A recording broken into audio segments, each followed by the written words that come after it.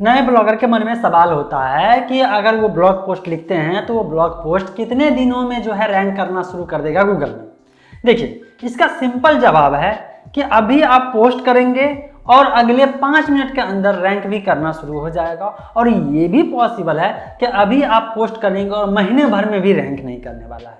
देखिए, अब आप कहेंगे कि जो थोड़ा सा डिटेल में समझाइए, क्योंकि इतना से तो समझ में आने वाला नहीं है कि एक तरफ है 5 मिनट में रैंक करना, एक तरफ जो है महीने भर में भी रैंक नहीं करना। तो कोई ना कोई रीज़न होगा ना, कोई ऐसा रीजन होगा जिसके कारण से तुरंत रैंक करता है और किसी का जल्दी रैंक नहीं करता है। तो समझते हैं, क्योंकि दोनों अनुभव जो है मैंने लिया है जब मैं न्यू ब्लॉगर था उस समय, और आज के डेट में जब मैं कोई पोस्ट लिखता हूँ और फिर उसका रैंकिंग देखता हूँ तो फिर समझ में आता है कि अच्छा, यहाँ पे ये मिस्टेक था और इस कारण से रैंक हो रहा है। तो हो सकता है आप वो गलती कर रहे होंगे तो वो गलती नहीं करिएगा, लेकिन मन में फ्रस्ट्रेशन भी चल रहा होगा। तो समझते हैं कि आखिर रैंकिंग के पीछे कॉन्सेप्ट क्या है।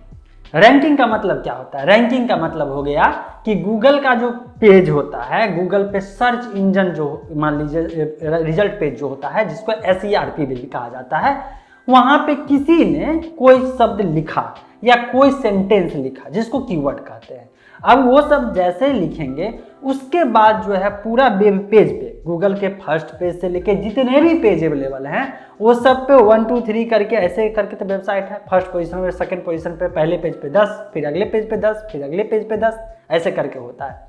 तो फिर ये रैंकिंग होता कैसे है? ये रैंकिंग से पहले का जो कॉन्सेप्ट होता है वो होता है दोस्तों इंडेक्सिंग। पहले तो आप ये चेक करिए कि आप जो भी ब्लॉग पोस्ट लिखे हैं गूगल इंडेक्स किया या नहीं किया। मैंने क्राउलिंग, इंडेक्सिंग और रैंकिंग ये होता क्या है इसके बारे में एक डिटेल वीडियो ऑलरेडी बनाया हूँ। तो इस वीडियो को देखने के बाद वो देखिएगा तो आपको बहुत डाउट क्लियर हो जाएंगे, क्योंकि ये सब बहुत ज़रूरी है कि अगर आप ब्लॉगिंग कर रहे हैं, ब्लॉगिंग को कैरियर बनाना चाहते हैं, ब्लॉगिंग से अच्छा खासा पैसा जो सुनते हैं ना कि लाखों रुपये महीने कमाते हैं, तो इसके लिए बहुत ज़रूरी हो जाता है। तो देखिए, इंडेक्सिंग जो होता है ना वो होता है गूगल बोट के हेल्प से। गूगल बोट मतलब एक स्पाइडर, जिसको स्पाइडर भी नाम दिया गया है। ये आएगा, सपोज आप न्यू ब्लॉगर हैं, आपके पॉइंट ऑफ व्यू से समझा जाए, ठीक। आप न्यू ब्लॉग सेटअप किए हैं, सेटअप किया हुआ जो है 10 दिन, 15 दिन, 1 महीना जो भी कर सकते हैं, या नए ये हैं स्टार्ट किए हैं। अब जैसे भी कोई आर्टिकल लिखेंगे तो पहले तो गूगल सर्च कंसोल में तो ऐड करके रखे होंगे। तो गूगल का बोट ये समझेगा कि आपके ब्लॉग पोस्ट पे कब आना है, कब नहीं आना है।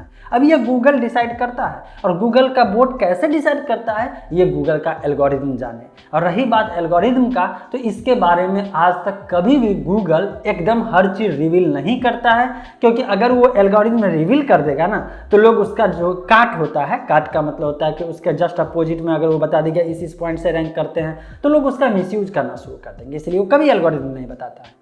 तो अब बात आती है कि एल्गोरिथम के बेस पे ब्लॉग पे गूगल का बोट आता है। मान लीजिए आपने एक नया आर्टिकल लिखा है और चूंकि गूगल जो है आपको उतना ट्रस्टेड नहीं समझ रहा है, जिस कारण से आपके ब्लॉग पोस्ट पे गूगल बोट जल्दी आएगा ही नहीं। और जल्दी जब आएगा ही नहीं तो ऐसे कंडीशन में आपके पोस्ट को इंडेक्स ही नहीं करेगा। पहले लाना, तो लाए कैसे, सवाल ये आता है। तो लाने के लिए आप कुछ नहीं, आप सर्च कंसोल में अपने पोस्ट को सबमिट करें, साइट मैप सबमिट करके रखे रहे। ये सब जब कर लेंगे, साइट मैप इसीलिए होता है कि ताकि जब भी गूगल बोट आएगा तो जितने भी वेबसाइट है, लिंक है, सब पे पहुंच जाएगा वहाँ पे, राइट। तो अब गूगल बोट ने आपके वेब पोस्ट मतलब वेब पेज जो है, जिसको ब्लॉग पोस्ट कह सकते हैं, वहाँ पे गया, जो लिंक है वहाँ पे गया, और इसके बाद वो अपने एल्गोरिथम के बेस पे इंडेक्स जब कर लेगा तो इंडेक्सिंग के बाद सारे पैरामीटर देखता है गूगल।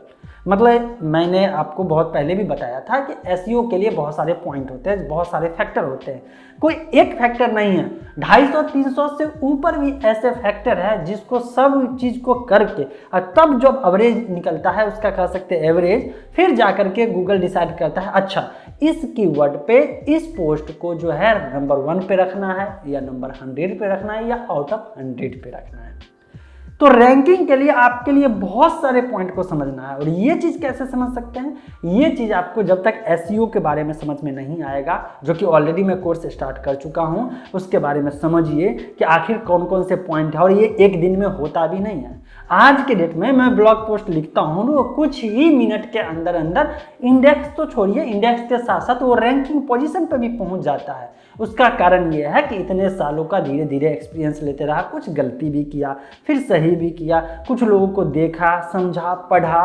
और मैं तो चाहता हूँ कि आप लोग जो भी कर रहे हैं आप वो मिस्टेक कभी ना करें जो मिस्टेक मैंने की। फ्रेंड्स, आपके मन में जो सवाल चल रहा होगा कि जो ब्लॉग पोस्ट लिखेंगे उसमें कितने समय में रैंक होगा, तो इसका जवाब मिल गया ना कि इंडेक्सिंग और इसके बाद रैंकिंग होता है। और रही बात रैंकिंग में, ये मैं नहीं कह रहा हूं कि आपका जो इंडेक्स के बाद रैंक होगा वो नंबर 1 पे ही आ जाएगा। उसके लिए तो आपको बहुत सारी चीज़ सीखना पड़ेगा, बहुत सारी चीज़ों को सीखना पड़ेगा, तब जा करके नंबर 1 पे रैंक करेंगे। मैंने सिर्फ इस वीडियो में बोला है कि रैंकिंग करने की बात है, वो हो सकता है आपको 1000वां पेज पे भी रैंक कर दे। ये सब कैसे होता है? ये सब आपके ब्लॉग का जो क्वालिटी है, जो कंटेंट है, जो लिखे हैं, बाकी जितने भी फैक्टर होते हैं सबको ध्यान में रखते हुए कहा जाता है। तो आप लोग सपोर्ट करते रहिए। मैं जो है ऐसे ही वीडियो बना करके आप लोगों को हर एक चीज़ समझाने की कोशिश करूंगा, जिसके कारण आने वाले कुछ महीनों में आपका भी ब्लॉग पोस्ट जो है ना 1 से 10 के बीच रैंक करना शुरू कर देगा। आई होप कंटेंट बढ़िया लगा होगा। अपना ओपिनियन कमेंट में जरूर लिखें, पॉसिबल हो शेयर करिए, लाइक तो बनता है। मिलते हैं फ्रेश और अपडेट के साथ नेक्स्ट।